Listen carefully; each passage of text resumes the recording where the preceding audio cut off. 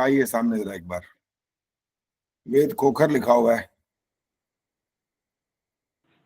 जी नमस्ते, सादर नमस्ते। हाँ नमस्ते जी। आप पहले जुड़ते रहे हैं या आज जुड़े हैं?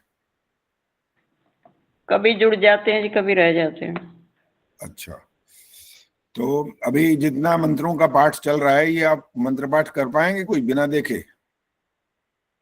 बिना देखे तो नहीं, वैसे करते हैं थोड़ा बहुत। यहाँ पर थोड़ा बहुत वाला काम नहीं चलता, यहाँ पर दंड मिल जाता है उसका फौरन। और दंड ये होता है कि 500 रुपये जुर्माना होता है उसका। और वो जुर्माना वही मेरे को नहीं देना होता।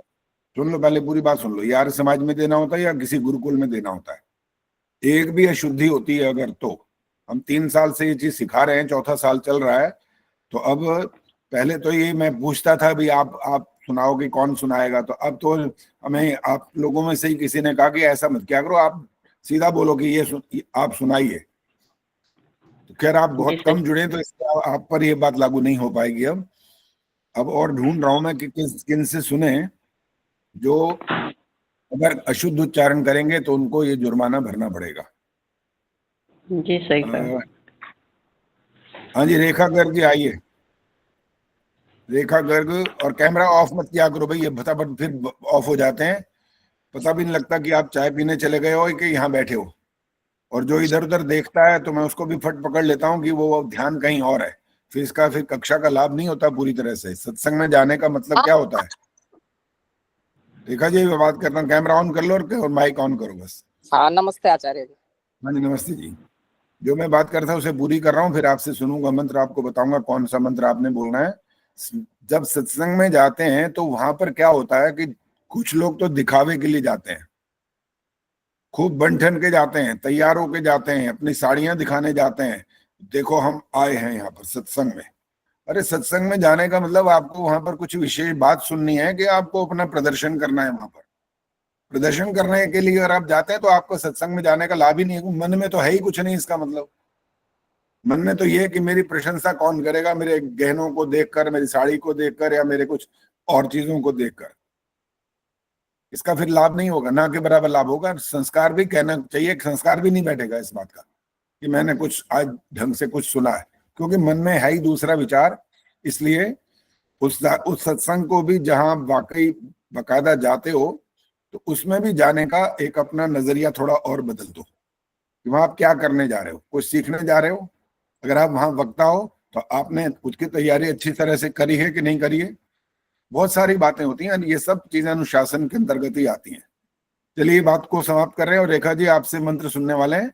देख के सुनाओगे या बिना देखे, पहले तो ही बताओ। आचार्य जी बिना देखे सुना दूंगा। अच्छा चलिए बोलो। जो 5 बार बोला जाता है हवन के अंदर, कौन सा मंत्र है पता है?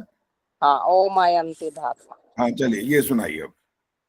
ओम अयंत इदम आत्मा जात वेदस्ते नेध्यस्व वर्धस्व चेद्ध वर्धया चास्मान प्रजया पशुभिर्ब्रह्म वर्चसे नान्नादेन समे भय स्वाहा इदम अग्ने चात्वेदसे इदन्न मम।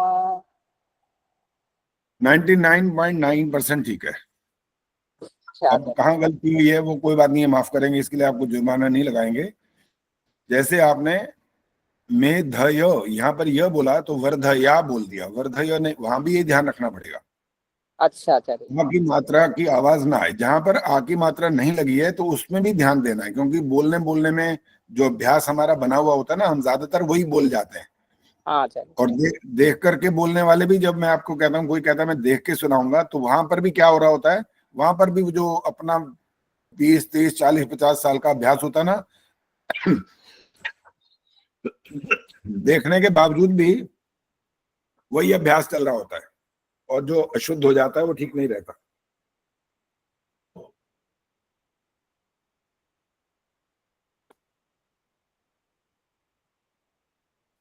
तो इसलिए जब देख करके बोलने का अवसर मिले तो बाकायदा शब्दों को देखा करो।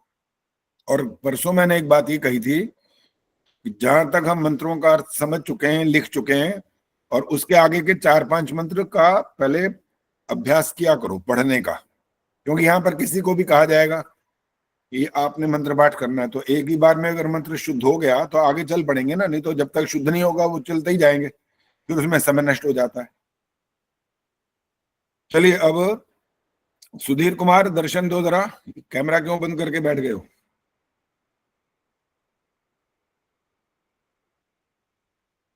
कहाँ गए सुधीर कुमार, जल्दी आओ भाई, लंदन में ठंड लग रही होगी। लग रही है? जवाब ही नहीं दे रहे भाई अभी तो। अच्छा वहां रात हो रही है क्या? ऐसे काला काला सा दिख रहा है। मतलब सरोज ने तो उस दिन जुर्माना अच्छा सा भर दिया, अब दोबारा नहीं है, इनको भरवाएंगे। अभी बेचारी फिर कहेगी ये तो रोज रोज मेरे पीछे पड़ गए हो तुम। नहीं है नहीं, मेरे नमस्ते नमस्ते। वो जुर्माना भरना कोई वो बात नहीं है, ये तो जुर्माना शब्द हम हटाना चाहेंगे। हाँ हमारा क्या दान पुण्य करना चाहिए। तो मैं अब ये कहा दंड करूं कि आप दंड दान, व्यवस्था। ठीक है, दान करने के लिए तैयार हो जाओ, ऐसे बोल दिया करूंगा, ठीक है? हाँ बस बिल्कुल चलो मैं दान करना सुझाव देता पड़ेगा। हूं। That's it. स- क्योंकि सरोज वैसे आपने फिर आज कमाल कर ही दिया, रोज कमाल करते हो, आज भी कर ही दिया, एक अच्छा सा सुझाव दे दिया। सुधीर हाँ कुमार सही बात। बोलेंगे? बिल्कुल ठीक है। सुधीर अब ये बताओ कि ये जो मंत्र है, अब आपके पुस्तक है, हाँ पुस्तक आचार्य जी। कौन सा मंत्र है आज मालूम है? स्वस्ति वाचन का जाइए। स्वस्ति वाचन का? स्वस्ति वाचन का कह रहे हो क्या? अच्छा अभी तक पता नहीं है, कहाँ गए फिर, खो गए कहीं क्या? हाँ, ध्यान नहीं आ रही। मैं तो बस अच्छा अभी चलो तो कोई दो बात नहीं, किया है। अब आप सुनो, अभी सुनो, बाद में आपसे एक आधा मंत्र पढ़वाएंगे बाद में। अच्छा जी, अब हाथ खड़ा कर सकते हो आप जो कह रहे हैं कि हम शुद्ध पढ़ सकेंगे, क्योंकि इन मंत्रों के लिए आपको नहीं कहा गया कि आप याद करके वाला ऐसा सुनाओ, आप देखकर सुना सकते हो। अब मैं हाथ देख रहा हूँ, हाथ किस किस के खड़े हैं। एक तो रविवाला जी का हाथ दिखाई दिया, आदर्श का, और रेखा गर्ग ने हाथ खड़ा किया हुआ है। इंदिरा टांगरी, इंदिरा टांगरी जी आप सुनाओ, कौन सा मंत्र है पहले ही बताओ। आचार्य जी 11वां मंत्र है। नहीं ये गलत है, 11वां नहीं है।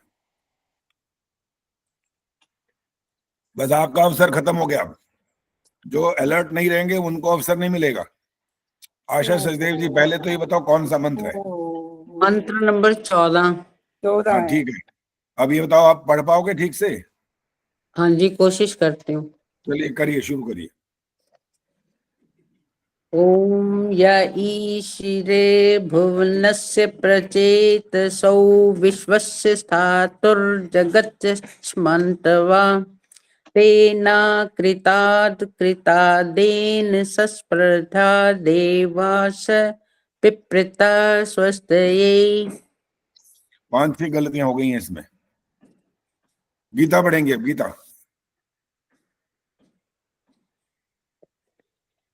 नमस्ते आचार्य। हाँ नमस्ते जी। ओम य ईशिरे भुवनस्य प्रचेतसो विश्वस्य स्थातुर्जगतश्च मन्तवः तेन कृतादेन सस्यद्दा देवासः पिप्रेता स्वस्तये। आशा जी पहले माइक बंद कर दिया करो, जैसे ही आपका जब काम खत्म हो जाए ना, तो आप इस बात का ध्यान रखा करें सभी लोग कि तुरंत माइक बंद करें। आप साथ साथ थोड़ा अभ्यास कर रहे थे तो यहाँ से आवाज आ रही है, तो ये वाली आवाज फिर स्पष्ट सुनाई नहीं देती है। हाँ शिक्षा सॉरी। शर्मा बोलिए। हाँ सॉरी, भूल गई थी। कोई बात नहीं, शिक्षा जी बोलिए ये वाला मंत्र। ॐ य ईशिरे भुवनस्य प्रचेतसो विश्वस्य स्थातुर्जगतश्च मन्तवः तेन कृतादेन सस्पर्ध्या देवासः पिप्रिता स्वस्तये। 2 गलतियां हो गई हैं अभी भी। देवासा बोला तो देवासह ये नहीं बोला, और एक जगह और जहां छोटा अटके थे, पता नहीं वो कौन सी शब्द था। मधु जी आप पढ़ेंगे ये वाला मंत्र, यही वाला? हाँ जी शुरू करिए। जी नमस्ते आचार्य जी। हाँ नमस्ते जी। ओम य ईशिरे भुवनस्य प्रचेतसो विश्वस्य स्थातुर्जगतश्च मन्तवः तेन कृतादेन सस्पर्यद्य देवासः पिप्रिता स्वस्तये। अभी 2 या 3 गलतियां हो गई हैं इसमें भी। एक तो अटकने में या जिस प्रकार से जिन शब्दों को जोड़ करके बोलना होता है वैसा नहीं हुआ ये। वो श्वास में थोड़ा प्रॉब्लम हो रही है। हो श्वास सकता है वो कारण हो, ठीक है कोई बात नहीं। हाँ जी सविता कपूर, यही मंत्र पढ़िए अभी। हाँ जी आचार्य जी। ओम य ईशिरे भुवनस्य परचेतसो विश्वस्य स्थातुर्जगतश्च मन्तवः तेनः कृतादेन स्प्रयद्या देवासः पिप्रीता स्वस्तये। 3 गलतियां हुई हैं अभी भी।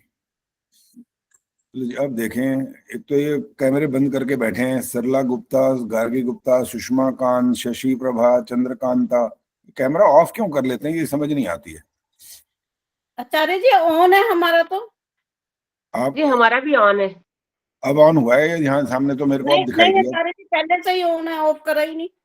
अच्छा, ये एक नेट वाले गड़बड़ कर रहे हैं इसका मतलब, वो कभी ऑन कर देते हैं कभी ऑफ कर देते होंगे, फिर या तो यही है इसमें, पता नहीं आचार्य जी, पर मेरा तो ऑन है। तो कोई बात नहीं, ठीक है ठीक है।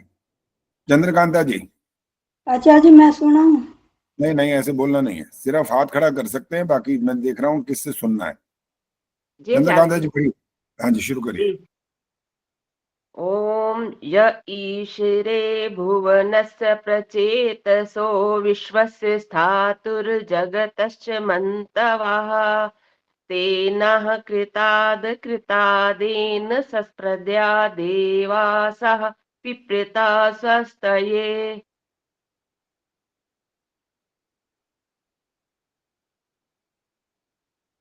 आचार्य जी तो आपका माइक बंद है। आचार्य जी आपका माइक म्यूट है। आचार्य जी कहीं बात कर रहे हैं। सुषमा कांत जी ये बात नहीं कर रहे थे, खांसी आ रही थी इसलिए मैंने वो बंद कर दिया था। सुषमा कांत जी बोलिए, माइक ऑन करो, माइक आप ऑन नहीं अभी। ठीक है।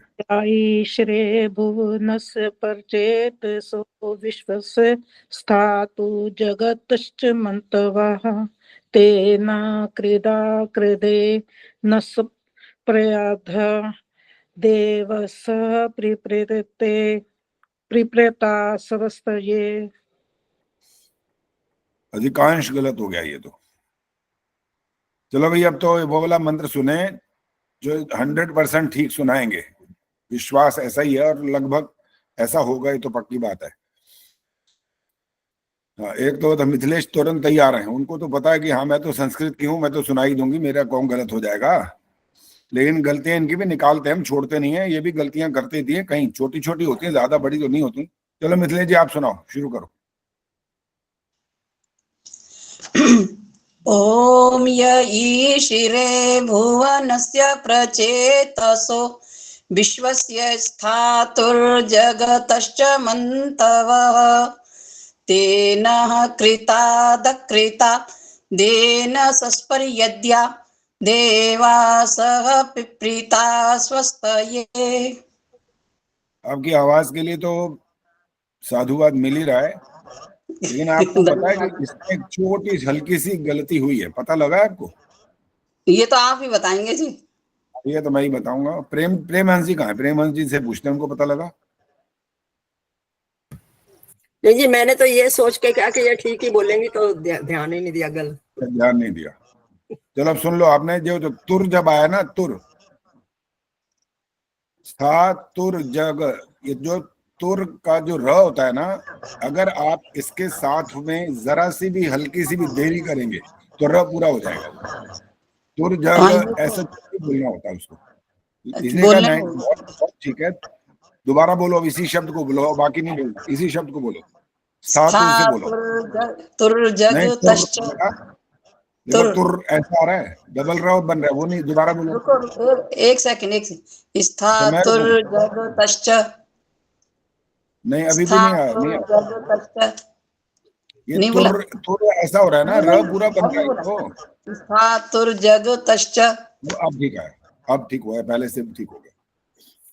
क्योंकि जहां पर आधे अक्षर हैं वहां पर अगर आप हल्का सा रुके तो वो पूरा बन जाएगा। अब आपका अंत में जो आपने बोला वो ठीक आ गया, बस अब दोबारा नहीं सुनना सबका। अब अर्थ लिखना शुरू करिए। चलिए कॉपी तैयार है आपकी, तो लिखिए। य ईशिरे यहां से प्रारंभ हो रहा है, तो य माँ का अर्थ आगे ईशिरे था, तो य के एक ही मात्रा हटी हुई थी, अब ये लग गई है। ये पहला शब्द बना ये माने जो।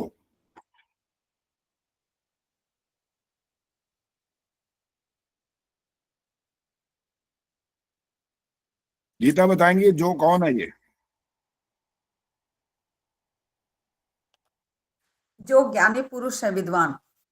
आप ज्ञानी पुरुषों के पीछे पड़े हो हाथ धो के कल से परसों से। अरे भाई, उनका नंबर आता है, बाद में आता है, आता जरूर है उनका भी। ये पहले ईश्वर का नंबर आता है, सबसे ऊंचा, सबसे बड़ा, सबका शासक, सबका पिता, सबका राजा, न्यायाधीश, सब कुछ वही है।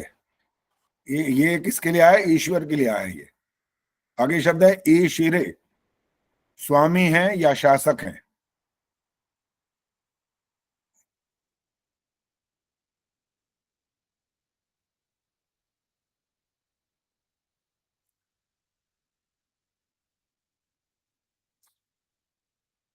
अगला शब्द है भुवनस्य, संसार के।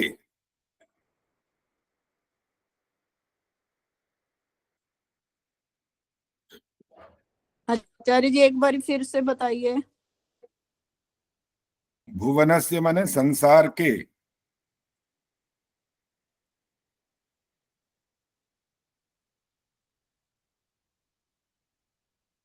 प्रचेतसः, अब आ गया उनका नंबर जो गीता ने बोला था, उत्कृष्ट ज्ञानी जन।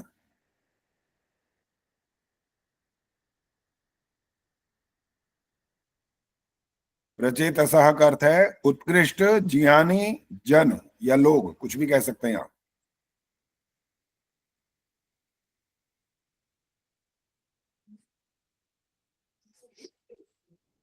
आगे शब्द है विश्वस्य, संपूर्ण अर्थात सारे।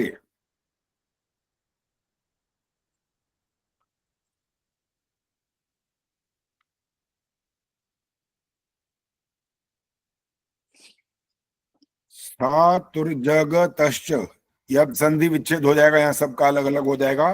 पहला शब्द बनेगा स्थातुः। स्थातु का अर्थ होता है स्थावर। क्या क्या आचार्य जी? स्थातु माने स्थावर। स्थावर। आचार्य जी क्लियर नहीं हुआ। स्थावर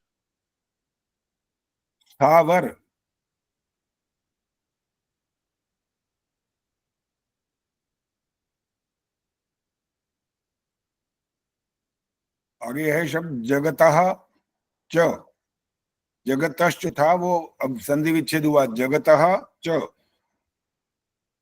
जगतः माने होता है चेतन, च माने और। अब इसका दोनों का मिला के बना स्थावर और चेतन। स्थावर माने जड़, ज्ञान रहित, और चेतन जिसमें ज्ञान होता है, जैसे आत्मा, चाहे पशु हो या पक्षी हो, कीट पतंग हो या मनुष्य हो, ये चेतन है। प्रवीण सीतिया जी माइक ऑन करो।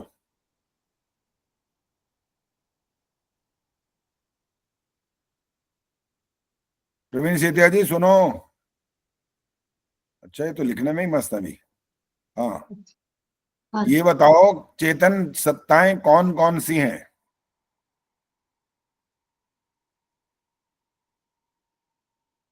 जैसे जीव है, और प्रकृति में जैसे वृक्ष आदि है, ये चेतन में आएंगे। पशु पक्षी मनुष्य आदि ये सारे चेतन में। अधूरा उत्तर है, अब दोबारा नहीं बोलना। जितना आप बोलते हो उसके बाद मैं जब कमेंट करता हूं उसके बाद दोबारा माइक ऑन नहीं करना होता। मधु बताएंगी, मधु चौधरी, चेतन में कौन कौन आते हैं? जी ईश्वर और जीवात्माएं। बस ये है इसका उत्तर। जीवात्मा या आत्मा बोलते ही सारे आ गए, चाहे पशु हो, पक्षी हो, कीट पतंग हो, मनुष्य हो, कोई भी योनि हो, कोई भी हो। चेतन का मतलब ज्ञानवान, उनमें भी ज्ञान होता है। कैसा होता है ये अलग बात है, हमारे जैसा नहीं होता, और हमारे पास उनके जैसा भी नहीं होता है। गीता बताएंगी अब कि हमारे पास उनके जैसा ज्ञान कौन सा होता है जो नहीं होता।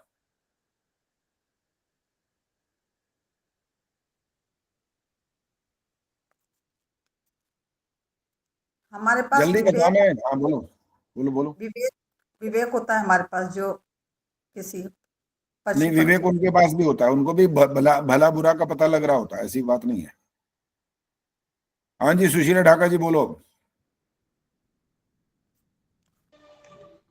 ये आचार्य जी, मनुष्य तो सत है और चेतन है, और जो ये स्थावर है, वनस्पति औषधि हैं, ये सिर्फ सत हैं। मैंने प्रश्न ही कुछ और किया, आप उत्तर ही कुछ और दे जा रहे हो। इसलिए कहा था, यही इसी बात बार बार बोलता हूँ कि जब आप यहाँ ध्यान देंगे ना तो आपको पता लगेगा बात की। गायत्री गुप्ता जी बोलिए। आचार्य जी मैं लिखने में लगी हुई थी। आचार्य जी, उनकी तो सिर्फ भोग योनि है, हमारी भोग योनि और कर्म योनि, हमें कर्म करने की स्वतंत्रता है जो उनको नहीं है। मैंने जो प्रश्न किया वो ये भी नहीं है, मैंने ये पूछा हमारे पास कौन सी ज्ञान की कमी है जो उनके पास होती है, ये पूछा है। हमारे पास कमी है, उनके पास हमसे ज्यादा है, ये पूछा है मैंने। अब आपने दोबारा नहीं बोलना, बारों का नंबर आएगा। डॉक्टर अंजू बोल। आचार्य जी हमारे पास नैमित्तिक ज्ञान है, उनके पास नैसर्गिक है, और नैमित्तिक भी है पर बहुत कम, ना के बराबर, जो नैसर्गिक ही है ज्यादा। पशु ये पक्षी इतने भारी भरकम शब्द नहीं बताने, कुछ और बताओ कि जिससे वो एक आधा उदाहरण दे दो या तो क्या चीज है ऐसी? स्वाभाविक ज्ञान है, जैसे कि बया पक्षी अपना घोंसला बना लेती है, ये उसका स्वाभाविक ज्ञान है, और मनुष्य को सिखाने पर वो बढ़ता है उसका ज्ञान, उसे नैमित्तिक ज्ञान कहते हैं। चलो ठीक है, जैसे कुछ अंश में ठीक है, बहुत सारी बात आपकी ठीक है। अभी कुछ और भी एक सुनना है। चंदा सचदेवा जी बताओ, क्या चीज है जो हमारे पास नहीं है? और पशुओं का नाम लेता हूँ, चलो पशुओं के पास है, हमारे पास नहीं है वो ज्ञान, क्या है वो? आचार्य जी जो अंजू जी ने बोला ना, वही मैं भी सोच रही थी। अच्छा एक चलो तो ठीक है, और बुद्धि नहीं भी, सुना हो क्या? आचार्य जी अलग है बुद्धि तो भी, बोलो अलग। बुद्धि सबसे ज्यादा मनुष्य के पास है। मैंने जो प्रश्न किया वो ये नहीं किया, ये कहा है कि हमारे पास जो ज्ञान नहीं है वो उनके पास है, वो कौन सा, ये पूछा है बस। चंद्रकांता जी बोलो। मेरा भी यही उत्तर है, स्वाभाविक ज्ञान। ठीक है, हाँ जी। और आदर्श मेहता बोलो फटाफट। अरे जी वेद ज्ञान। नहीं, ये वाला नहीं। आचार्य आप ठहरो ठहरो ठहरो ठहरो। अब चंदा जी ने क्या उत्तर दिया, बिल्कुल उल्टा कर दिया। मैं कह रहा हूं जो हमारे पास नहीं है पशुओं के पास है, वो कह रहे हैं वेद ज्ञान। बताओ, वेद ज्ञान पशुओं के पास है? चलो जी आदर्श बोलो, क्या बोलना है? आचार्य जी उनके पास स्वाभाविक ज्ञान होता है, उनको कुछ सिखाना नहीं पड़ता, उनके पास सीखा सिखाया होता है सब कुछ। उसका नाम लेना है, वो कोई कौन से ऐसी चीज है उनके पास जो मनुष्य के पास नहीं है? बुद्धि, बुद्धि तो उन मनुष्य के पास भी है, उनके पास भी होती है। बुद्धि तो सबके पास होती है, उनके पास अकल बहुत अच्छी होती है, कम नहीं होती उनके पास भी। उनको भी कोई मारता ना, ऐसे करता तो भाग जाते हैं दूर, और ज्यादा ताकत वाले तो आपको ही फाड़ के खा जाते हैं वो। मिथिलेश बोलो, क्या कहना है? माइक ऑन करो, माइक भूल जाते हो, माइक माइक बोलो। भविष्य की बात इनको पहले पता लग जाती है, कुत्तों को, इनको जो भविष्य में अब क्या होने वाला है। हाँ, ये भविष्य नहीं बोलना, इसका भूकंप आदि बोलना होता है इनको। हाँ हाँ, यही वो ठीक बात है, अर्थ वही है इसका, ठीक है। यही होती है उनके पास योग्यता। बंद करो माइक, बंद करो।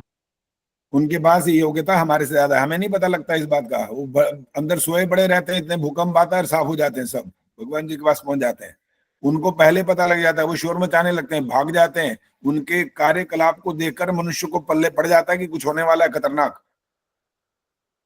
ये है उनकी योग्यता, हमारे पास नहीं है। तो हमारे पास भी चेतन होने के कारण से सर्वोत्कृष्ट नहीं है। बुद्धि हमारे पास सबसे अलग है, ये बात ठीक है। हम कर्म योनि है, ये बात भी ठीक है। भोग योनि भी हम है, लेकिन वो केवल भोग योनि है। बहुत सारी इनके और हमारे में तुलना हम कर सकते हैं, लेकिन वो कहीं कहीं वो हमसे ज्यादा है। इसलिए वो वाली बात पूछी थी कि उनमें क्या ऐसी चीज खास है, वो ये वाली खास है, हमारे पास ये वाली योग्यता नहीं है। चलिए जी, अब आपको दोनों बात बता के, स्थावर माने जो थे जड़ और जगतः च, और चेतन। आगे है मंतवः, मननशील। मंतवः का मतलब है मननशील।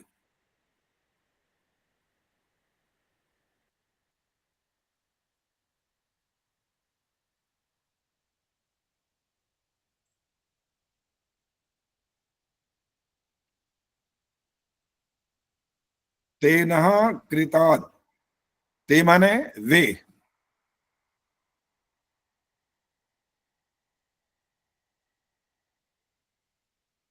नह माने हमें, वे वे ते माने वे, नह माने हमें।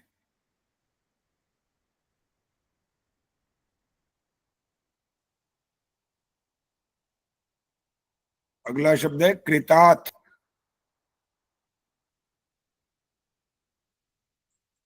कृतात् का अर्थ होता है किए हुए।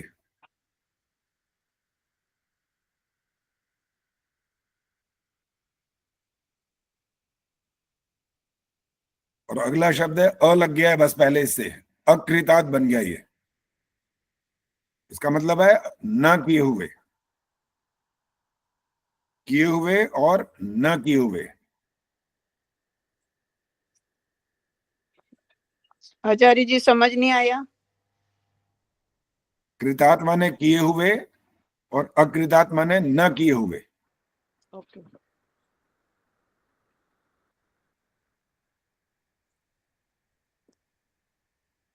आगे बन गया है ए न सह।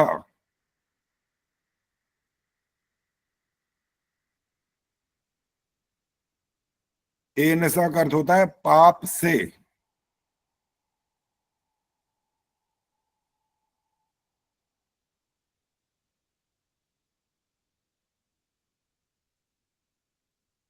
ये परिअद्या जो है ना, ये भी संधि हुई हुई है, इसको करेंगे परिअद्या। परि माने होता है सब ओर से,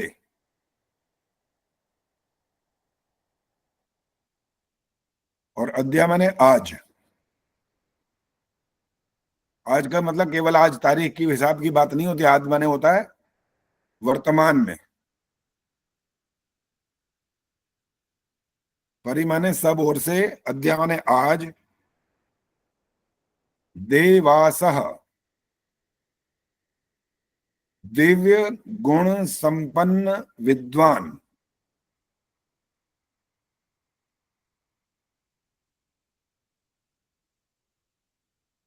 देवासा का अर्थ बताया ये दिव्य गुण संपन्न विद्वान।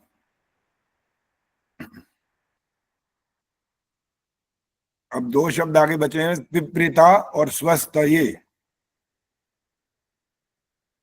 पिपृता का अर्थ होता है पूर्ण रूप से बचाएं।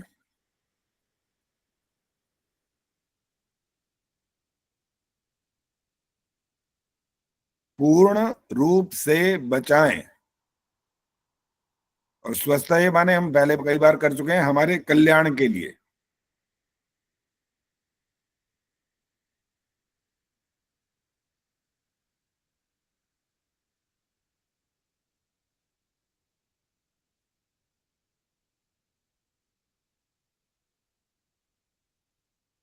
सुनीता अरोड़ा जी बोलो क्या कहना है।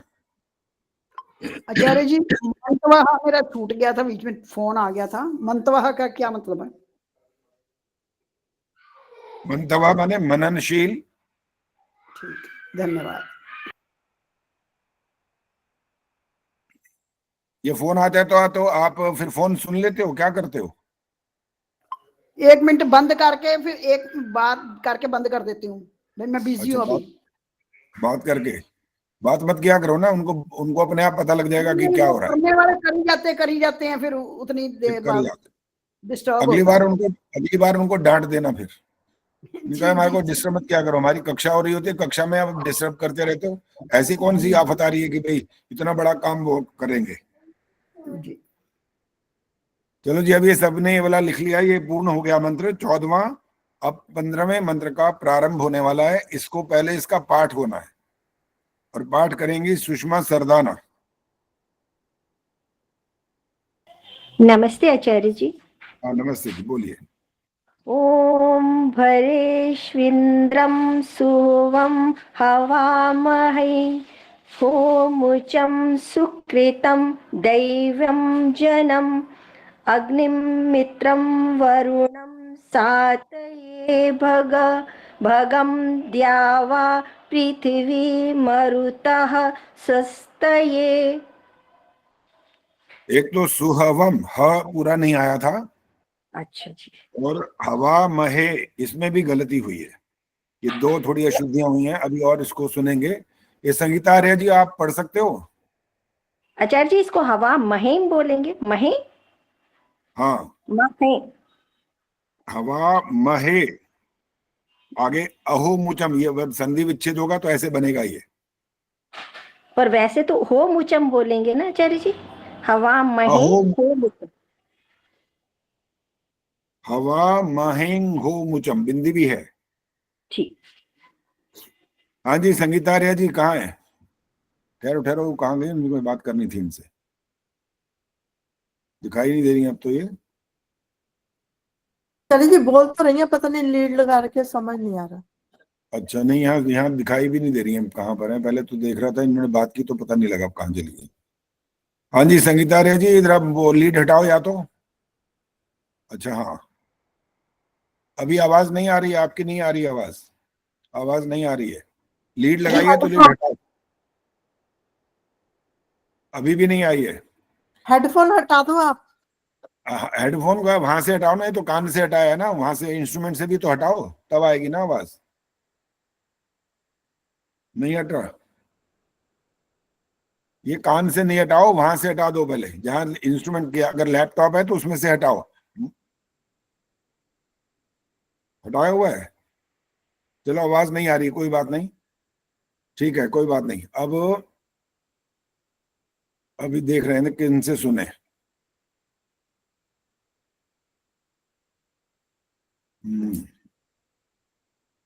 गार्गी गुप्ता सुनाइए। नमस्ते आचार्य जी। हाँ नमस्ते जी, बोलिए।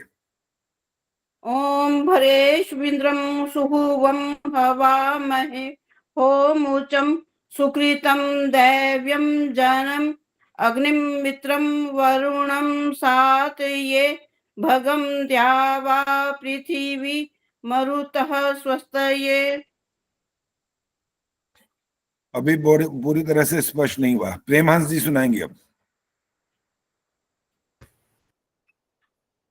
ओम भरेश्वरं स्वं हवामहे होमुचं सुकृतं दैव्यं जनम् अग्निं मित्रं वरुणं सातये भगं द्यावा पृथिवी मरुतः स्वस्तये।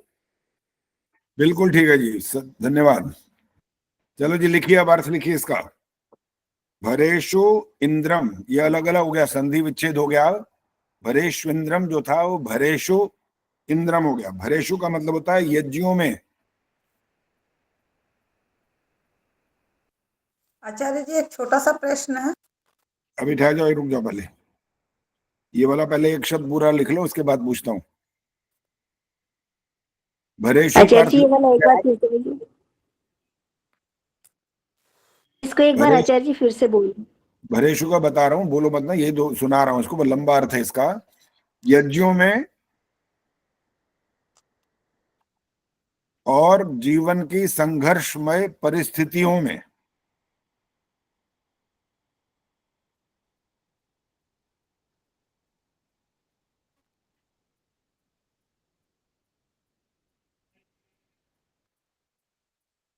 भरेश्विंद्रम जो था वो अलग अलग हो गया। भरेशु यज्ञों में और जीवन की संघर्षमय परिस्थितियों में। चलो गीता बोलो क्या कहना है। आचार्य जी मैं इस मंत्र में ये पूछ रही थी, ये हवा महेम महेहम महेम बिंदी है के ऊपर?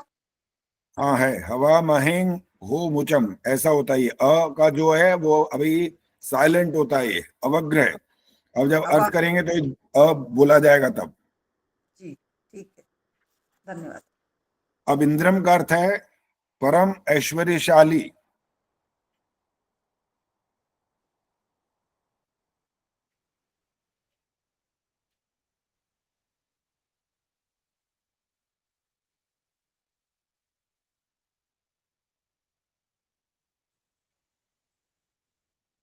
सविता कपूर बताएंगी परम ऐश्वर्यशाली कौन होता है।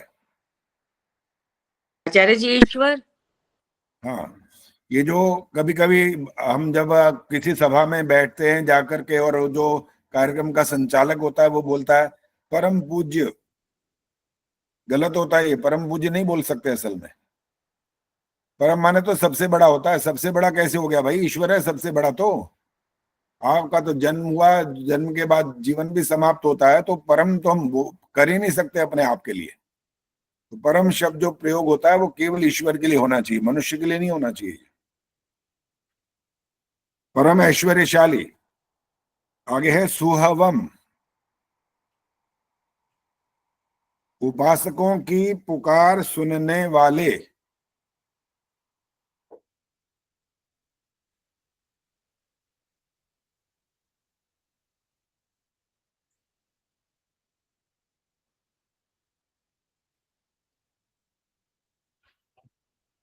उपासकों की पुकार सुनने वाले।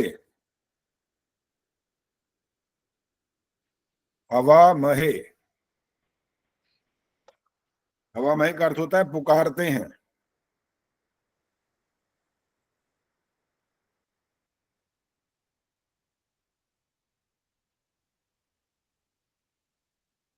सुखवर्षा जी बोलो, क्या कहना है आपको?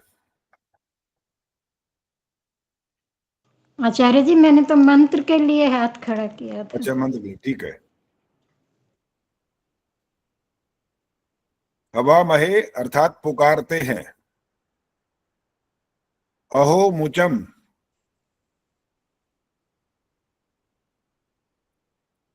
कष्टों से बचाने वाले।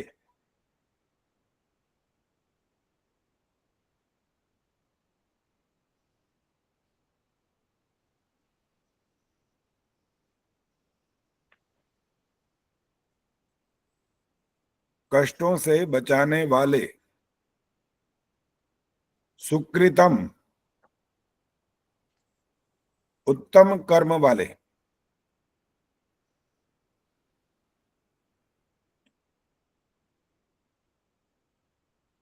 सुकृतम मतलब उत्तम कर्म वाले।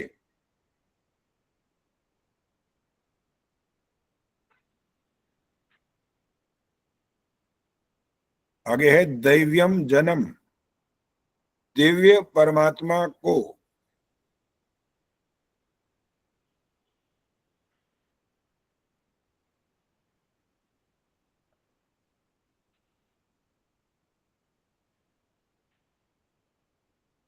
आगे शब्द है अग्निम, प्रकाश स्वरूप।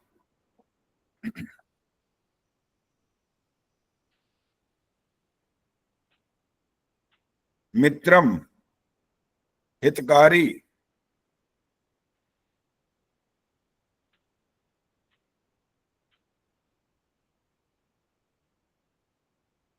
वरुणम, उपासनीय।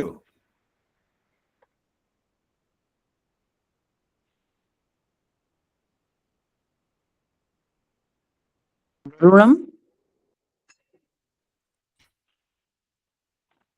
वरुणम माने उपासनीय, उपासना करने के योग्य। अगला शब्द है सातये, गुणों और सुखों की प्राप्ति हेतु।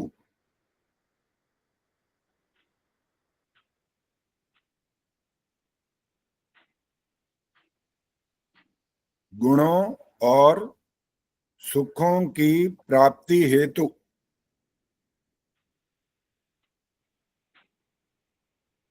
अगला शब्द है भगम, स्तुति करने योग्य।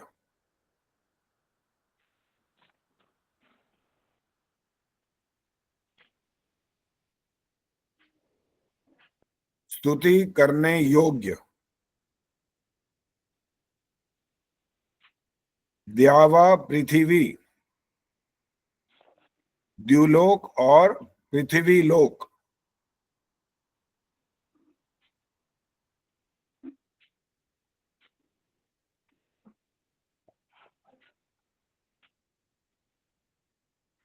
मरुतः स्वस्थये, मरुतः का अर्थ है अंतरिक्ष लोक की दिव्य शक्तियां।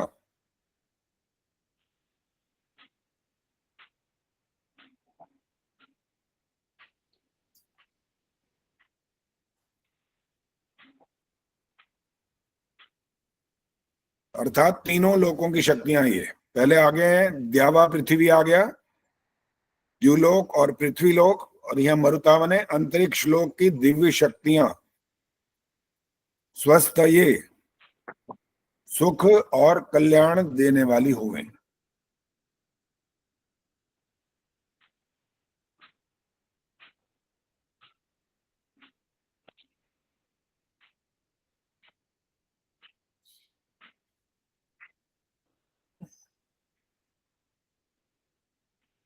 सुख और कल्याण करने वाली होवें।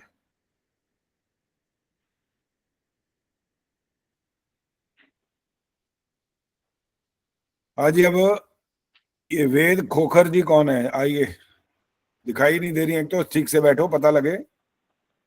हाँ जी, टेबल पे रखा है ये। आप कैमरा ऐसे रखो ना, दिखाई दें। आप दिखाई नहीं दे रहे हैं अभी भी। ऐसे रखो जिससे आप पता लगे। टेढ़ा हो गया शायद कैमरा, टेढ़ा हो गया ये। अब आ गया सीधा, ठीक है। अब ये जो हमने तीन लोगों के नाम बोले हैं यहाँ पर, और क्रम से बोले तो जहां हम बैठते हैं इसका नाम पृथ्वी लोक, बीच का भाग अंतरिक्ष लोक, और सबसे ऊपर का भाग जहां पर सूर्य चंद्र आदि चमकते हैं जहां से, वो द्युलोक। इनकी शक्तियां कौन सी हैं, कैसे कल्याण करती हैं हमारा, ये प्रश्न है ये। और जिनको आता है वो हाथ खड़ा कर दें। अब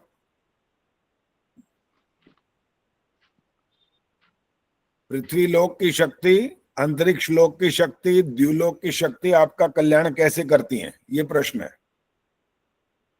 रजनी गर्ग बताएंगी। नमस्ते आचार्य जी। हाँ नमस्ते जी। आचार्य जी, पृथ्वी लोक पर तो हम रहते ही हैं, तो जो भी अन्न जल आदि होता है उससे हमें लाभ होता है जो भी। और अंतरिक्ष लोक में वायु है और स्पेस है जो जिसे हम सांस लेते हैं, प्राणवायु जो हमें मिलती है। और द्युलोक में सूर्य है जो सबसे बड़ा अग्नि का, ऊष्मा का, ऊर्जा का जो स्रोत है, उससे हमें लाभ होता है।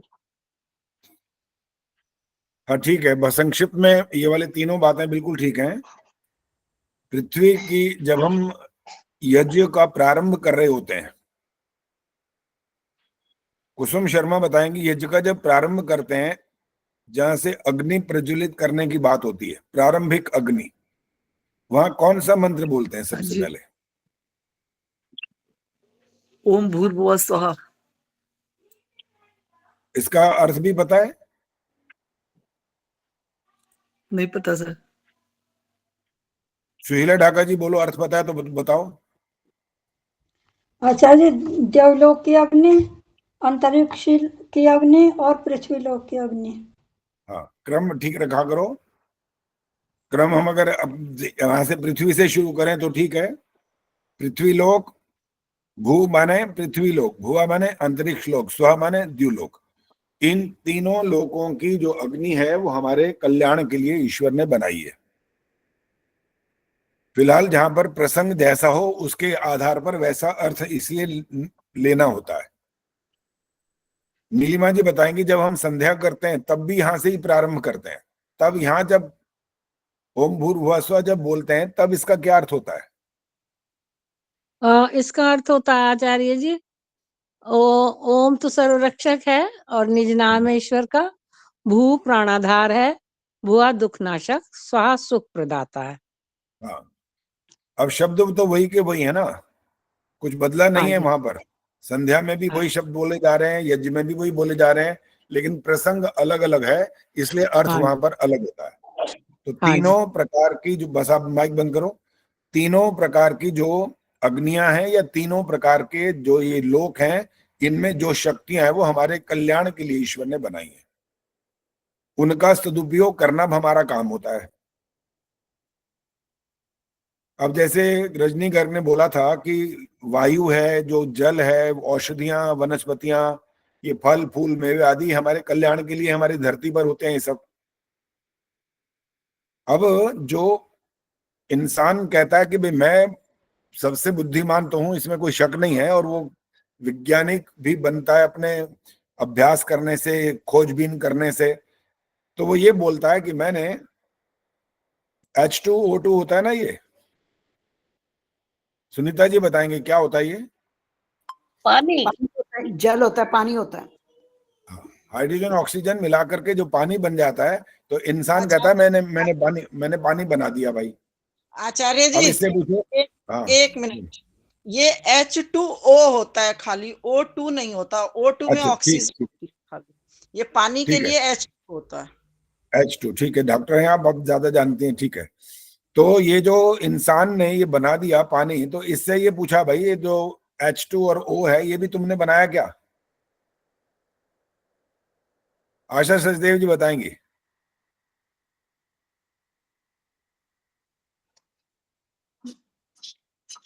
सर नहीं पता। सविता कपूर, अब लिखने में मस्त मत रहो, सुना करो जब सुनने की बात हो आचार्य तो। जी मुझे भी नहीं पता इसका। हाँ, चलो अब देखें, गार्गी गुप्ता बताएंगे। आचार्य जी वैसे तो ये इंसान ने तो नहीं बनाया, पर मुझे साइंस का पता नहीं जा रहा। अच्छा चलो, गीता ने हाथ खड़ा किया, गीता बोलो। ये वैज्ञानिकों ने H2 तो बना दिया पानी, लेकिन परमाणु तो प्रकृति से लिए, ईश्वर के बनाई हुई वस्तु। ठीक है, इंसान नहीं बना सकता, इंसान के पास असल में कुछ है ही नहीं जो बनाएगा। उसका अपना कहां से आया कुछ? उसके पास अपना कुछ भी नहीं है। अरे वो पैदा जब होता है, वो तो 5 तत्व तो होते हैं, तभी तो पैदा होता है वो। ये 5 तत्व इसने थोड़ी बना रखे हैं। अगर ये ईश्वर हमारे कल्याण के लिए ये सब न बनाए तो आप एक पल भी जीवित नहीं रह सकते। ये 5 तत्वों का जो क्रम है, अब ये बताना है कि हाथ खड़ा करना, कौन बताएगा इसका क्रम क्या होता है? लोग 5 तत्वों का नाम तो बोलते हैं, लेकिन क्रम उनका ठीक नहीं होता, क्रम वो गलत बोलते रहते हैं। निर्मल डावरा जी बताएंगे क्रम क्या है इनका। माइक ऑन करो, माइक ऑन करो। नमस्ते आचार्य जी। आकाश, नमस्ते। वायु, अग्नि, जल, पृथ्वी, जल। गलत हो गया। जल पृथ्वी, सॉरी, जल पृथ्वी, चंदा सचदेवा जी, कोई बात नहीं, दोबारा मत बोला करो ना, जितना समय मिलता है उसमें ही बताना होता है, बाद में दोबारा नहीं। चंदा सचदेवा जी बोलो। आकाश, वायु, अग्नि, जल और पृथ्वी। बिल्कुल ठीक है, ये क्रम है इसका। अब ज्यादातर जो लोग बोले वो अग्नि जल वायु पृथ्वी आकाश ऐसे बोलते हैं, वो ज्यादातर यही सबको याद है, तो वो ऐसा ही बोलते रहते हैं, और वो बोलना जो है क्रम वो गलत हो जाता है। जब तक आकाश नहीं होगा बाकी कुछ बन ही नहीं सकता ना। आकाश चाहिए सबसे पहले तो, आकाश, फिर वायु, फिर अग्नि, फिर जल, और अंत में पृथ्वी। ये 5 तत्व ईश्वर ने हमारे कल्याण के लिए बनाए हैं। कभी कभी मनुष्य थोड़ा घमंड में भी आ जाता है, कहता है देखो भगवान ने मैं हमारे पे क्या ऐसा एहसान कर दिया, हमने कर्म इतना अच्छा किया था तब तो उसने इंसान बनाया, उन्हें हमारे को खैरात में थोड़ी बांट के दे दिया। ये उसने, उसकी मर्जी तो ऐसी थोड़ी है कि भाई चलो इसको इंसान बना दो, चलो इसको कीड़ा बना दो, इसको पशु बना दो, इसको पक्षी बना दो। ये तो उसने किया नहीं है। उन्हें किया तो हमारे कर्म के हिसाब से, हमने इतने अच्छे कर्म किए जिसकी वजह से उसने इंसान बनाया, तो क्या एहसान कर दिया। तो इस बुद्धिमान को ये समझ में आना चाहिए कि तेरे को इंसान तो उसने बनाना है तेरे कर्मों के हिसाब से, वो तो ठीक है, लेकिन ये जो 5 तत्व ना बनाए तब क्या करेगा,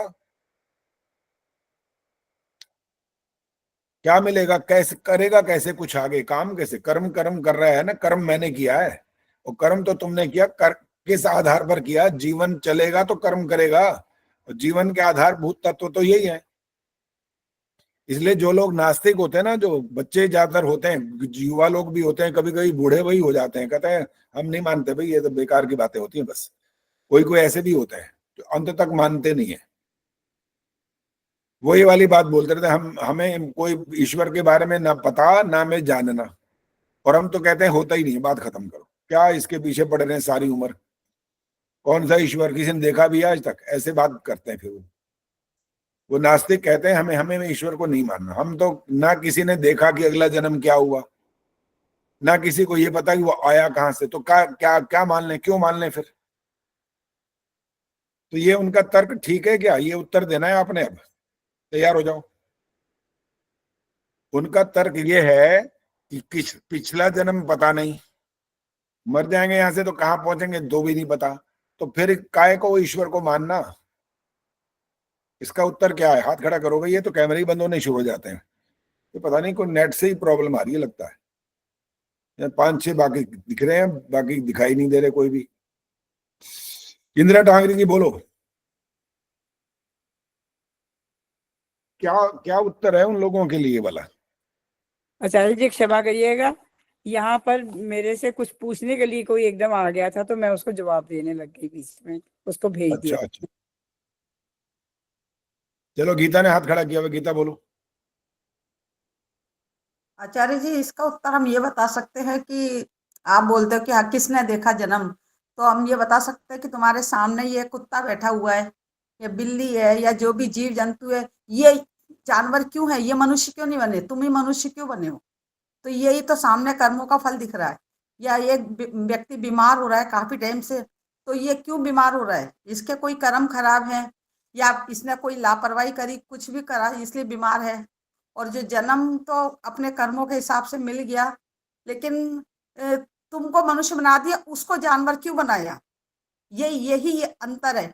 अब तुम सही कर्म नहीं करोगे तो तुम इस योनि में जाओगे, बात खत्म। सामने ही दिख रहे हैं कितने जीव जंतु कितने परेशान या जो भी हैं दुख पा रही है, तो वो किस कारण से पा रहे हैं? अपने कर्मों के कारण। उन्होंने कोई बुरे कर्म करे जब तो उनको मनुष्य जन्म नहीं मिला और तुमको मिल गया। अब तुम सही कर्म नहीं करोगे तो तुम इस योनि में जाओगे। आशा से देवा जी बोलो, कुछ बताओ इस बारे में। ये कर्मों के सिद्धांत के अनुसार ही है, जैसा कर्म वैसी योनि मिलनी है। वो कह रहे हैं ईश्वर की जरूरत ही नहीं है, अपने आप होता रहता है सारे काम। नहीं, ईश्वरी तो बनाने वाला, ईश्वरी कर्मों का हमें योनि देता है, जाति उपयोग योनि सब यही देता है। उनका तर्क ये है कि नेचर है जो न प्रकृति, कभी कभी लोग प्रकृति कहते हैं प्रकृति तुम्हें सिखा देगी, ऐसा भी वाक्य बोलते रहते, प्रकृति बताएगी तुम्हारे को। अब वो अच्छे बात के लिए बोल रहे हैं या बुरे बात के लिए वो जाने, लेकिन वो कहते हैं प्रकृति बताएगी तुम्हारे को, तो इसका तो परिणाम प्रकृति तुम्हें दे देगी।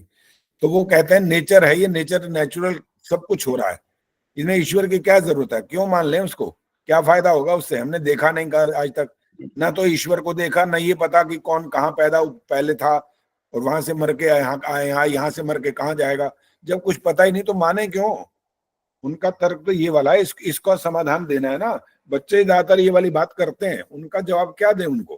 कैसे समझाएंगे उनको ये वाली बात? नीलिमा जी बोलो।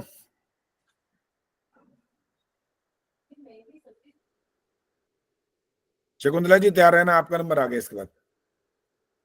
जी मैं तो ये कहूंगी उनको कि ये जो इतना बड़ा संसार हमें दिख रहा है और इसका पालन हो रहा है, इसकी रक्षा हो रही है, इसमें अन्न फल फूल उत्पन्न हो रहे हैं, और ये सब ब्रह्मांड आदि जो बनाए इतने बड़े बड़े, ये बिना बनाए थोड़ी बन गए होंगे।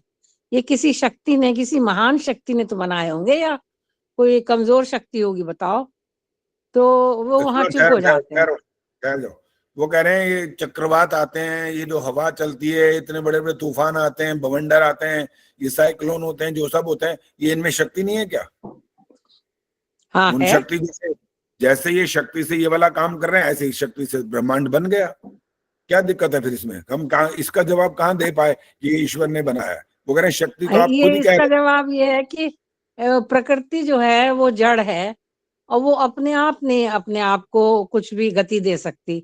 उसको गति देने वाला कोई महान शक्ति अवश्य होना चाहिए, वो उसका नाम ईश्वर है। और अपने आप को ये सूर्य चंद्रमा अग्नि आकाश ये सब अपने आप नहीं काम कर सकते, अपने आप नहीं चल सकते जैसे नियम में चल रहे हैं।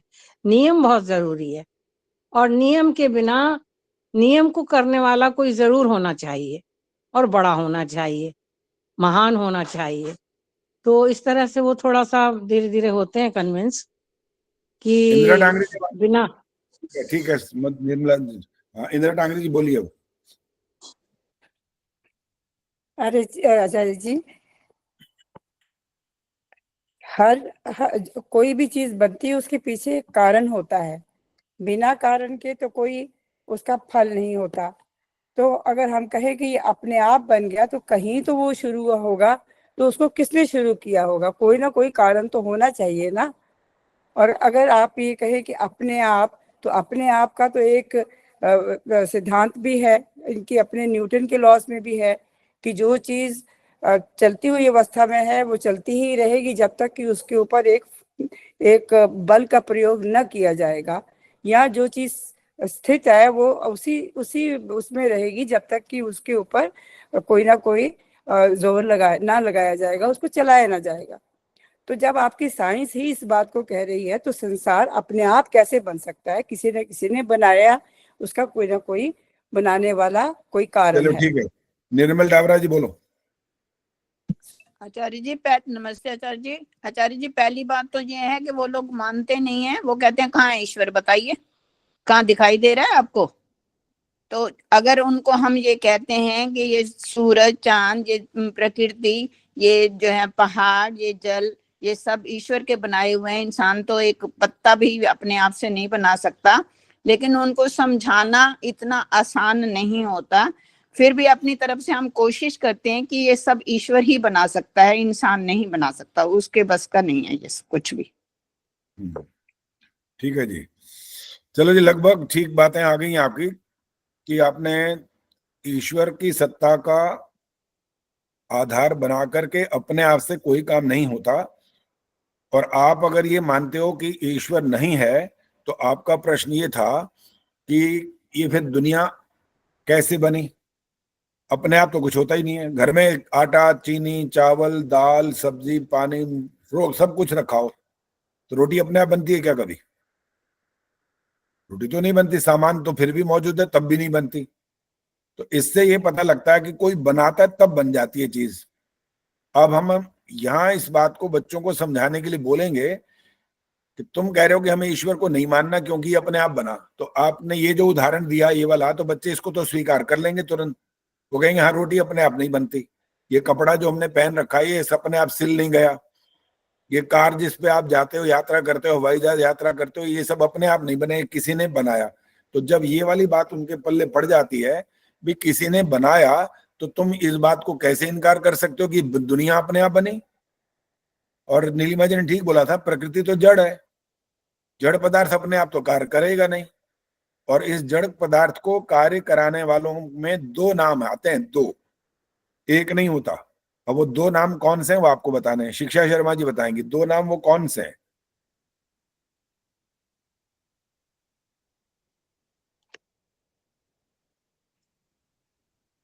आचार्य जी, ईश्वर और आत्मा। हाँ बिल्कुल ठीक है, आप घरा मत ठीक ठीक बोलना चाह रहे थे लेकिन अटक रहे थे कि पता नहीं ये ठीक होगा कि नहीं होगा। चेतन शक्ति, बस सीधी सी बात है, चेतन तो दो ही है। आचार्य जी, मनुष्य भी पहले चेतन मैंने उसे सोच ये के रखा बनाता था, है, ये बहुत सारी चीजों, ये बनाता रहता है चीजों को, अगर कोई बिगाड़ता भी। किसी चीज का निर्माण होता है तो उसका कोई निर्माता होता है, और इतनी बड़ी जो व्यवस्था है संसार की, उसका जो व्यवस्थापक है वो ईश्वर ही है। ये किसी मनुष्य के बस का काम नहीं है।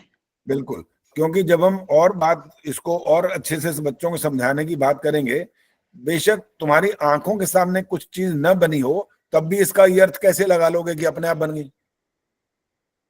ये हम कैसे कह सकते हैं? ये तो अकल का हमारा दिवाला निकल जाएगा। और ये ऐसा बोलेंगे तो वो कहे मेरे सामने तो हुआ नहीं है, मेरे को क्या पता अपने आप बन गई होगी। तो तुम्हारे अकल है कि नहीं है अकल दिमाग में कि तुम्हारे सामने नहीं बनेगा कोई ये आधार ये बन जाएगा कि अपने आप बन गई? नहीं। कार की फैक्ट्री अलग है, कहाँ आपने देखी नहीं फैक्ट्री कभी भी, तो आप ये कह दोगे कार अपने आप बन गई? ये तो तुम्हारी मूर्खता कहलाएगी फिर। अरे वह फैक्ट्री है, तुम जाके देख लो। अब वो कहता है जैसे ये वाली चीज आप कह रहे हो हम जा करके देख लें तो हमें पता लग जाएगा, तो ऐसे ईश्वर भी दिखा दो। अब उनका तर्क सुन लेना जरा, वो क्या करें, हमें भी दिखाओ, ईश्वर भी दिखा दो, फिर जहां बैठा है मैं दिखा तो दो और मिलवा दो, कम से हम मान जाएंगे। चलो अब उन अकल के टट्टुओं को, दुश्मनों को बोलना पड़ेगा, अरे तुम देखना चाहने की बात करो ना, हमें दिखा दो। तुम ये बताओ, चलो तुमने हवा देख ली है? जी हाँ हाँ हाँ, हवा देख ली है क्या? हाँ। ये कैसे देखिए, रंग बताओ। अरे देखने का मतलब कोई ये थोड़ी होता है कि आंख से ही देखना होता है। बच्चे बड़े चतुर हैं, बच्चे बड़े जबरदस्त जवाब देते हैं आजकल। कि हम हवा को फील तो कर रहे हैं ना। तो देखने का मतलब कोई आंख से देखना नहीं होता है। अब एक गिलास दूध आपके सामने आ गया और आपको याद ही नहीं रहा कि इसमें कुछ हमने मीठा डाला कि नहीं डाला, फिर आप जिसको दे रहे हो उसको कहना जरा देखना इसमें कुछ मीठा है कि नहीं है, तो आंख से देख के बताता है क्या? तो जबान से बताता है। तो देखने का मतलब केवल आंख से देखना नहीं होता। तो बच्चा अपना तर्क करे जा रहा है तो कह रहा है ऐसे हमें दिखा दो। उन्होंने कहा सुन बेटा, हर चीज आंख से नहीं देखी जा सकती, खुद मान रहे हो ना। और अब इसका लॉजिकली साइंटिफिकली उत्तर सुन लो, जो भी पदार्थ आंख से दिखाई देता है वो नष्ट हो जाता है, खत्म हो जाता है, चाहे सूरज भी क्यों ना हो उसमें। ये जो पांचों तत्व है ना, ये अपने अपने इंद्रियों की पकड़ में आ जाते हैं, इसलिए ये तत्व भी एक दिन नष्ट होंगे। और इसका लॉजिक ये है, ये बने हैं इसलिए बिगड़ जाएंगे। जो बने हैं वो बिगड़ेंगे, पैदा हुए हैं वो मरेंगे। इसलिए बच्चों को धीरे धीरे एक एक स्टेप आगे बढ़ते बढ़ते बढ़ते उनको समझाना है कि आप ईश्वर को न मानने की जो बात कर रहे हो और फिर ये कहते हो कि दिखाओ दिखाओ दिखाओ, इस पर अटक जाते हो। ये आंख से देखने का जो है, ईश्वर के बारे में आप बात करते हो, नहीं देख सकते। चलो एक और बात कर लो, ईश्वर की बात तो छोड़ो, आत्मा देख लिए। ये आत्मा और वो परमात्मा ना, तो परमात्मा तो और बड़ा ही होगा ना। आखिर तुम तो आत्मा को ही नहीं देख सके आज तक, तुम परमात्मा को देखने की बात करे जा रहे हो बार बार। ना तुम्हें आत्मा दिखाई देगा ना परमात्मा, कारण वही है, क्यों? जो दिखाई देगा वो नष्ट हो जाएगा। इसीलिए ये पदार्थ दोनों के दोनों, ना आत्मा और ना परमात्मा, न पैदा होते ना नष्ट होते। और तीसरी चीज का नाम था प्रकृति। प्रकृति का अर्थ मोटी भाषा में परमाणु था, वो परमाणु भी आप नहीं देख सकते। इसीलिए तीनों के तीनों नष्ट नहीं होते हैं। और तुम ये अगर ये कहोगे आप पिछले जन्म में कहाँ थे ये आप नहीं बता सके, और यहां से मरोगे तो कहाँ पहुंच जाओगे ये भी नहीं बता सके, तो इसलिए हम नहीं मानते। ये कोई बुद्धिमत्ता वाला तो कोई प्रश्न नहीं है। आपको वैसे अपने सारे जीवन की हर बात याद है क्या? इसी जीवन की, जहां आप पैदा हुए, आप 70 साल के हो गए मान लो, तो आपको एक एक चीज का पता है क्या? हर चीज याद है? जब इसी जन्म का ही सब कुछ याद नहीं है तो पिछले जन्म और अगले जन्म की बात क्यों कर रहे हो? और फिर हर चीज की अपनी एक योग्यता है। हवा की अपनी योग्यता है ना। और अगर और पदार्थ लें, एक है तलवार और एक है सुई, इन दोनों की भी अपने अपनी योग्यता है। और कोई तलवार सुई वाला काम कर दे, सुई तलवार वाला काम कर दिए तो नहीं होगा। हर पदार्थ के अपने गुण कर्म स्वभाव है, वो अपने काम कर सकते हैं, दूसरे काम को नहीं कर सकते। इसलिए आत्मा के अंदर जो शक्ति है वो यही है कि वो कैसा है? अल्पज्य जीवात्मा कहलाता है। अल्पज्य, अल्पज्य माने कुछ जानता है, थोड़ा सा जानता है, ज्यादा नहीं जान सकता। वो अपने जीवन के ही सारे कर्मों को नहीं जानता, पहली बात तो। और इसलिए इन सब सारे कर्मों के फलों को, पूरे जीवन के कर्म के फलों को प्रदान करने वाला ईश्वर होता है। ये खुद अपने कर्म का फल अगर लेना भी चाहे तो भी नहीं ले पाएगा, क्योंकि इसे पता ही नहीं होगा। और इतना ये चालाक है कि अच्छे कर्मों का फल तो लेगा फिर भी, और बुरे कर्मों के लिए बोलेगा भगवान तू माफ कर, परे कर। और भगवान को नहीं मानता, कहेगा मैंने किया ही नहीं है, इतना झूठ बोल देगा। इसलिए उन बच्चों को धीरे धीरे धीरे धीरे एक एक स्टेप आगे बढ़ते बढ़ते उनसे साथ तर्क वितर्क करते हुए उनको समझाना पड़ेगा ईश्वर को देखने की आवश्यकता नहीं है, वो दिखाई देगा ही नहीं। और उसको न मानना का आधार ये बोलो कि वो दिखता नहीं, तो ये बुद्धिमानी नहीं है। इसलिए स्वीकार करना पड़ेगा, क्योंकि आपके अंदर शक्ति इतनी सीमित है कि आप जो कुछ बनाते भी हो ना संसार के पदार्थों को, जैसे आपका घर बनता है, आपकी कोठी बंगला, ये वो कपड़े सिल लेते हो, ये जो सोफा है, आपके संसार के जितने पदार्थ हैं आप बनाते हो ना, ये बनाते हो कुछ समय बाद खत्म भी हो जाते हैं। और इनमें ढूंढने वाले गलतियां भी दिखा देते हैं कि ये ठीक नहीं बना, ये तो गलत है, ये तो अच्छा नहीं लग रहा, ये तो इसमें कलर अच्छा नहीं आया, इसमें डिजाइन इसका अच्छा नहीं है। आप जब बाजार में जाते हो ना अपनी साड़ी खरीदने या कपड़े या और कुछ खरीदने, 50 नुक्स निकाल के आते हो, कहते हो ये वाला डिजाइन इस कपड़े में होता तो ठीक था, ये तो ठीक नहीं है। लो जी, उतने इतनी मेहनत करी, फैक्ट्री लगाई है, लाखों रुपए खर्च कर दिए, और आपने 1 मिनट में फैसला सुना दिया ये तो बढ़िया नहीं है, अच्छा ही नहीं है। तो इंसान की औकात तो यही है, वो अपनी गलतियों को ना तो देखना चाहता है और उसके अंदर इतनी योग्यता भी नहीं कि वो बिल्कुल परफेक्ट काम करे। केवल मात्र परफेक्ट काम करने वाला एक ही है संसार के अंदर। नाम आपको रखना है जो रख लो, हमें क्या फर्क पड़ता है उससे। आप परम शक्ति रखो, ईश्वर रखो, सर्वव्यापक रखो, सर्वशक्तिमान कहो, गॉड कहो, कुछ भी बोलो, उससे क्या फर्क पड़ता है। अर्थ केवल वही निकलना चाहिए जो इस ब्रह्मांड का बनाने वाला, चलाने वाला और अंत में संहार करने वाला, वो अर्थ ये निकलना चाहिए बस।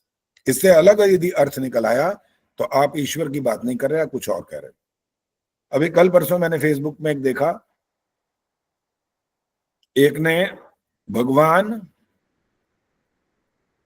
परमात्मा, ईश्वर और एक शब्द और था, उसकी व्याख्या करी। ये चारों एक हैं, यूं यूं करती है, बोलती कुछ नहीं है, वो वहां दिखाते हैं वो एक है क्या, यूं करती है, नहीं नहीं नहीं, फिर वो यूं करती है, ऐसे करती है तो एक लिखा हुआ आ जाता है सामने। भगवान होता है जो जन्म लेता है और मृत्यु को भी प्राप्त होता है। अब परमात्मा और ईश्वर के लिए उन्होंने दो अलग अलग कर लिए, और परमात्मा के लिए नाम लिखे उन्होंने नीचे ब्रह्मा विष्णु महेश ये लिखा उनके नीचे। तो मैंने उसका जवाब दिया वहां पर, मैं कहा तुमने ये जो 3 नाम बोले हैं, लिखे हुए मैंने बोले शब्द इस्तेमाल कर दिया, ये 3 नाम दिखा दिए परमात्मा के नीचे, तो ये तो बाकायदा शक्ल सूरत वाले हैं। कितने कैलेंडर बने, वहां लिखा हुआ है ब्रह्मा विष्णु ये महेश। तो आप कह रहे हो वो पैदा नहीं होते, तो ये क्या है फिर, शरीर दिखा दिया तो पैदा तो हुए तब तो। अब कोई कहे जी प्रकट होते हैं, तो ये भी बुद्धिमत्ता की बात नहीं कहलाएगी। प्रकट कहां से बोलेंगे, कौन प्रकट हुआ आज तक। ये फिल्मों का छोड़ो, ये तो बेकार की बातें ही करते रहेंगे।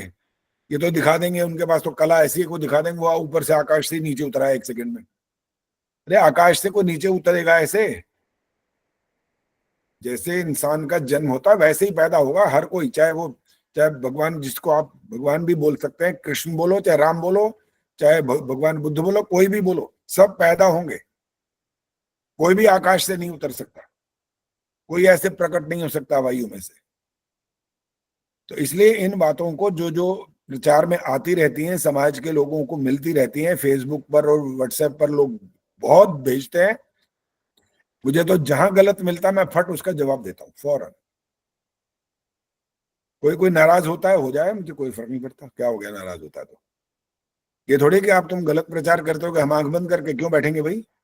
उसका जवाब जरूर देंगे कि आपने ये जो बोला आपके पास क्या इसका लॉजिक है। आप लिख रहे हो बकायदा कि परमात्मा का जन्म नहीं होता, यहाँ 3 आपने शक्लें दिखा रखी हैं, तो जन्म होगा तभी तो आपने शक्ल दिखाई है। हाँ जी गायत्री गुप्ता जी बोलो। आचार्य जी मैं एक बात पूछ रही थी कि हम एक प्रवचन में अभी वैदिक विद्वान ही थे, उन्होंने अपने जो ये ओम जय जगदीश हरे वाली आरती, इसको वैदिक आरती बताया और इसकी व्याख्या करी। तो फिर इसमें वही बोला कि देखो कैसे भगवान की भक्त जनों के संकट क्षण में दूर कर देते हैं। और इसमें इतनी बार सारा उसको मतलब जनरल बता के और लोग, लेकिन हम तो कुछ बोल नहीं पाए उनके सामने। कैसे बोले आचार्य जी, जब कोई विद्वान बोल रहा था हम तो बोल नहीं पाते। बाकी गले उस समय नहीं बोलना होता, उसके बाद बोलना होता है। उनके बाद हाथ जोड़ के ऐसे खड़े हो जाओ कि आचार्य जी आपने कुछ बोला था, उससे कुछ प्रश्न है हमारा, शंका समाधान कर दीजिए। तो करना चाहिए, तो कोई इसमें पाप नहीं लगता, कोई दोष नहीं होता इसमें। और जब ये वाली बात आती है भक्त जनों के संकट क्षण में दूर करे, तो उनको उदाहरण भी देना चाहिए ना, फिर कैसे होता है वो क्षण में दूर कैसे करते हैं वो तो यही कह रहे थे आप माला फेरो तो हो जाएगा, जाप करो तो हो जाएगा, गायत्री का जाप मंत्र का जाप करो तो भगवान सुन लेंगे। वो पूरा उन्होंने व्याख्या करी, उसमें पूरे में मतलब ऐसी चीजें बताई थी। गोलमाल शब्दों को बोलते बोलते तो आप कुछ भी व्याख्या कर दो, उदाहरण दे करके समझाना होता है, सबसे असली में समझाना। कोई ऐसा उदाहरण देना चाहिए कि कोई भक्त था, उस पर आया संकट और वो ईश्वर ने क्षण में दूर कर दिया। लाखों करोड़ों भक्त हैं दुनिया के अंदर, क्यों मर गए? ये तो अभी मर गए वहां पर, भक्त तो नहीं थे क्या वो? पौराणिक कथाओं में तो ऐसे उदाहरण बहुत मिल जाएंगे। ये लोग तो मानते यही है कि भगवान से प्रार्थना करो और वो आपकी सुन लेते हैं, भगवान वश में होते हैं वगैरह की बहुत सारी चीजें हैं इनमें। तो वो तो वैसे इन चीजों पर तो विश्वास कर लेते हैं। वो सारी बातें अपने हिसाब से चलाते रहते हैं और चलते रहते हैं और अंधकार में डूबते रहते हैं। उनके हिसाब से ये सब ठीक होता है, लेकिन वास्तव में जो बुद्धिमान होता है ना, वो तर्क वितर्क करके उस तथ्य तक पहुंचने की कोशिश करता है कि वास्तविक बात है क्या। विनय प्रभा जी बोलो, क्या कहना है? माइक ऑन करो ना, माइक भूल जाते हो। हाँ, क्षमा चाहता। वो हाँ जी, बोलो। जगदीश हरे शब्द है वो ईश्वर के लिए ही आया ना, ये वैदिक आरती कही जाएगी क्या? हम सब गाते हैं जब इसको दिवाली वगैरह पे। ये वैदिक आरती नहीं है। नहीं है। जब ये वाली बात अभी बोली, भक्त जनों के संकट क्षण में दूर करे, तो कैसे ठीक हो गया ये वाली बात? अच्छा, कैसे? एक उदाहरण, या तो उदाहरण दे दो, कोई ऐसा हुआ हो, कोई आपने, आपका हाथ जल गया, या कल देखो मेरा ये हो गया, दिखाऊं? ये कहाँ दिख रहा है? ये देखो, ये उंगली दिख रहा है कुछ इसके अंदर? कुछ काला काला से दिख रहा है ना? जी हाँ जी। कल मैं टेबल टेनिस खेल रहा था शाम को, रोज आता हूँ खेलने, यहाँ पर मैं सिखाता हूँ बच्चों को। तो जब वहां पर खेल रहा था तो दीवार थी नजदीक, मेरा हाथ उसमें ठुक गया अच्छी तरह, और ठुक गया तो एकदम खूनम खून हो गया यहाँ।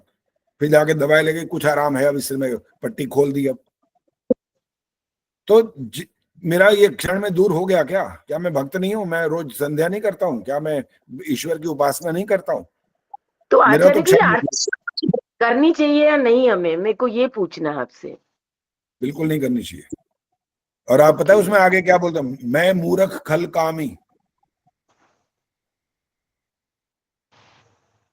बोलते हो कि नहीं? जवाब दो, अब आपने जवाब देना है अभी। तो आप अपने आप को ये वाली प्रार्थना कर रहे हो, कर क्या रहे हो? मतलब मैं मूर्ख खल कामी।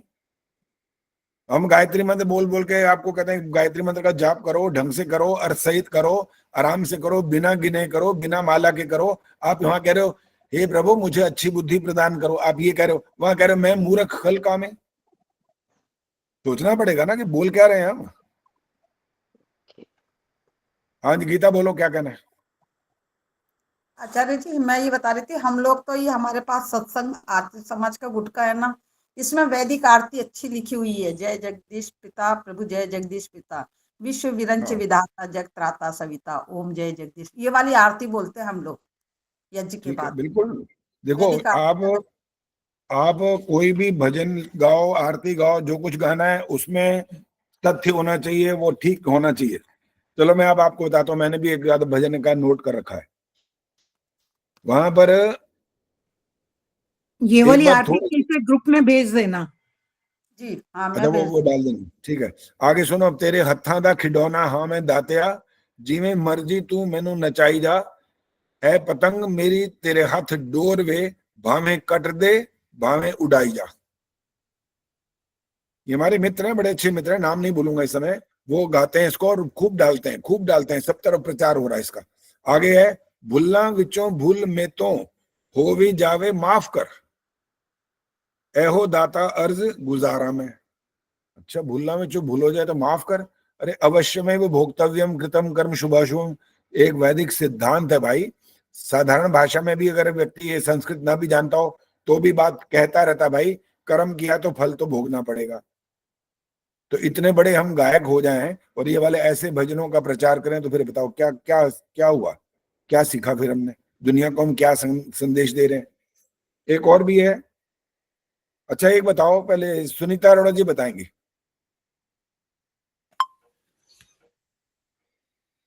एक भजन है ओम नाम है प्यारा, ओम नाम है प्यारा, आगे इसमें अंतरे की एक लाइन आती है, उसका कोई रूप नहीं है, प्रतिमा और स्वरूप नहीं है। ये ठीक है लाइन, ये गलत है? बिल्कुल सही है। ये वैदिक मान्यता है, ये बिल्कुल वैदिक सिद्धांत। ना तस्य प्रतिमा अस्ति। प्रतीक जी का नहीं, भजन अभी है पहले ठहरो ठहरो, बीच में नहीं बोलना किसी ने, दोबारा सुनो ये पंक्ति को। उसका कोई रूप नहीं है, जी, प्रतिमा और स्वरूप नहीं है। जी। अच्छा, स्वरूप स्वामी दयानंद जी ने, हाँ बोलो बोलो। सच्चिदानंद स्वरूप बोल सकते हैं, बाकी फिर जो प्रतिमा के रूप में उसका कोई रूप नहीं है। वो वाली बात अलग हो गई, जब प्रतिमा और स्वरूप नहीं है। स्वरूप लिखा है ना, नहीं है। स्वरूप स्वरूप है। कैसे नहीं है? बस इसीलिए गलत है ये, यही तो कह रहा हूं। हर भजन की पंक्ति को ध्यान पूर्वक सुनना जरूरी होता है पहले, और फिर उसको गाना चाहिए। अगर बिना सोचे समझे हम गाते चले जाएंगे तो फिर आप अपने अंतर मन में ना संस्कार पैदा करते जा रहे हो, अज्ञानता का संस्कार है वो। इससे कल्याण नहीं होगा। और केवल भजन गाने से तो वैसे ही नहीं होगा भाई। भजन तो आपको कुछ प्रेरणा देने के लिए होता है कि ये जो शब्द है इस ऐसा आप करो, मानो, इसके आधार पर जीवन को चलाओ, ये मतलब होता है उसका। हाँ जी अंजू जी बोलो, क्या बोलना है? आचार्य जी, भजन तो वैसे ज्यादातर सभी में कोई ना कोई पंक्ति आ जाती है। अब एक ये है, मानव तू अगर चाहे, तो इसमें ये भी लाइन है, राजी हो प्रभु जिसमें वो काम सही होगा, भगवान जो चाहेगा दुनिया में वही होगा। अब ये लाइन तो वैसे देखा जाए तो गलत ही है, नहीं बोलना चाहिए। नहीं बोलना चाहिए। भगवान जो चाहे, जो चाहेगा मतलब तो उसकी मन मर्जी की बात आ गई। जो हाँ, चाहे यही वो मैं कैसे जो चाहे। ये तो अरे सिद्धांत के भगवान विरुद्ध। बिल्कुल विरुद्ध है ये। भगवान जो चाहे वाली बात नहीं कर सकता, वो उसका नियम है क्या? न्याय। बस जैसा कर्म वैसा फल। इसीलिए कहता हूं भजन लिखने वाले को बहुत बहुत सावधानी से लिखना चाहिए कि हम क्या इसके अंदर शब्द को पिरो रहे हैं ना, वो दुनिया के सामने जाएंगे, लोग इसको गाएंगे गाएंगे गाएंगे, गाते रहेंगे बार बार, और वो फिर संस्कार बनता जाएगा। और क्या होगा? आचार्य जी, ये हमारे पथिक जी का ही लिखा हुआ है, मुझे पता है। हुआ है जो शुरू में लिखा होगा वो तो सारी उम्र अपना वैदिक प्रचार में ही लगे रहे। ये कुछ कोई अतिशयोक्ति कुछ बात लिखी जाती है बाय चांस, तो ये शुरू में ही लिखा होगा, बाकी ये भजन हाँ जी, में हाँ। उनके सिद्धांत नजर आते हैं। मैंने तो उनकी रिकॉर्डिंग करवाई है बकायदा। पथिक जी रिकॉर्डिंग मैंने स्टूडियो में खुद करवाई है, और उनके साथ मेरे कई प्रोग्राम भी हुए हैं। उनका भी गायन होता था, मेरा भी प्रोग्राम चलता था। जब तक जीवित थे हमारे बहुत सारे प्रोग्राम इकट्ठे हुए, और दिल्ली में जब आए तो इनके कैसेट्स बननी थी। कैसेट ही, तब तो कैसेट का जमाना था, 1980 और 90 के बीच की बात है ये। तब कैसेट मैंने ही बनवाई थी उनकी, कई कैसेट बनवाई, कुछ पहले भी 1-2 बन चुकी थी। जिस कंपनी ने बनाई वो मेरी उन्होंने 5 कैसेट बनाई अलग अलग। हवन की बनाई, संध्या की बनाई, बृहद की बनाई, संस्कारों की बनाई, संस्कार नहीं, वो पर्व पद्धति जिसका नाम है, पर्व, सारे 14 जितने पर्व हमारे, पर्वों की बनाई, बृहद वाली अलग बनाई, बहुत सारी बनाई मैंने। और फिर औरों की कैसेट्स के अंदर जो आर्य समाज के लोग थे उनमें मैंने कमेंट्री करी। एक वर्मा जी थे यमुनानगर वाले, उनके भजनों में बहुत अच्छे भजन गाते थे वो भी, उनके साथ भी कई प्रोग्राम हुए। उनकी कमेंट्री, उनके भजनों की कमेंट्री मैंने लिखी वहां, और खुद मैंने बोली वहां पर। और भी रामायण के कहीं दोहे, कहीं चौपाइयां उनके अर्थ किए, बहुत कैसेट बनाई, आर्य समाज के अतिरिक्त भी बनाई है। तो जितना समय और सामर्थ्य था बहुत काम किया है, और जब तक रहेगा सामर्थ्य करते ही जाएंगे। जितना वैदिक ज्ञान का प्रचार प्रसार कर सकेंगे वो करेंगे। बस ये और समय नहीं है। अब शांति पाठ, अब तारीख 7 को परीक्षा है, उसकी तैयारी कर लेना। ओम द्यौः शांतिरंतरिक्षं शांति, पृथिवी शांतिरापः शांतिरोषधयः शांति, वनस्पतयः शांतिर्विश्वे देवाः शांतिर्ब्रह्म शांति, सर्वं शांति शांतिरेव शांति, सामा शांतिरेधि। ओम शांति शांति शांति। जो बोले सो अभय। गुरु महर्षि दयानंद की जय। भारत माता की जय। आर्य समाज अमर रहेगा। वेद की ज्योति जलती रहेगी, उनका झंडा ऊंचा रहेगा। वैदिक ध्वनि